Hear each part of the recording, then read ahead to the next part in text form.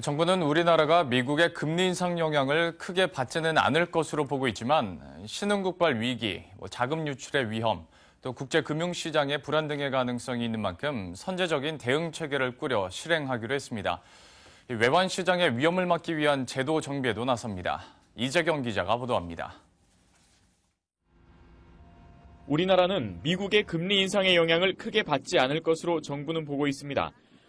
우리나라는 원유나 원자재 수출국이 아니고 경상수지 흑자, 외환 보유고, 재정 건전성 등 펀더멘털도 양호하기 때문입니다.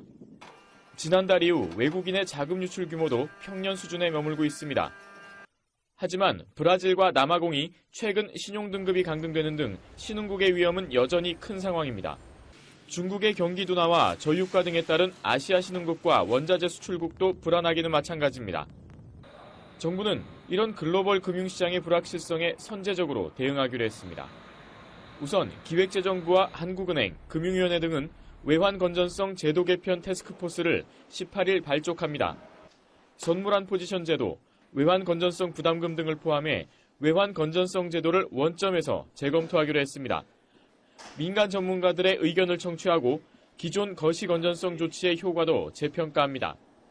정부는 S&P, 무디스 등 국제 신용평가기관과 해외 투자자들과의 소통도 강화합니다. 브라질 등 신흥국과 우리나라와의 차별성을 강조할 예정입니다. 국내 채권 시장에서 큰 비중을 차지하는 주요국의 중앙은행이나 국부펀드와의 협의도 확대하기로 했습니다. 아울러 관계부처 합동 점검 체계를 강화해 국내외 금융시장 동향을 모니터링하고 상황 변화에 적극적으로 대응하기로 했습니다. 머니투데이 방송 이재경입니다.